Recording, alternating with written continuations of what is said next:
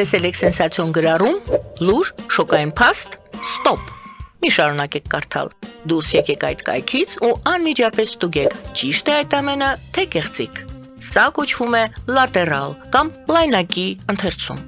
Մեթոդ, որն օգտագործում են լրագրողները, հետազոտողները եւ փաստեր ստուգողները։ Նույնիսկ եթե ձեր տեսած կայքում կան մեր մասին բաժինը, մեկնաբանություններ կամ գեղեցիկ խոստումներ, մի խաբվեք, ստուգեք լուրը այլ աղբյուրներով։ Բացեք նոր ներդիրներ։ Պարզեք ումն է այդ կայքը կամ էջը։ Ինչ են գրում ուրիշները դրա մասին։ Որքանով են անկախ այդ աղբյուրները։ Որոնեք այդ լուրը մի քանի տարբեր աղբյուրներում, վստահելի կայքերում կամ էջերում։ Եթե փաստը գտել եք միայն մեկ տեղում, դա արդեն կասկածի առիթ է։ Երբեմն 30 վայրկյանը բավարար է հասկանալու համար, արդյոք գործ ունեք վստահելի աղբյուրի հետ, թե գեղեցիկ ապատեղեկատվության։ Մի կարդացեք միայն խորությամբ, այլ կարդացեք լայնակի։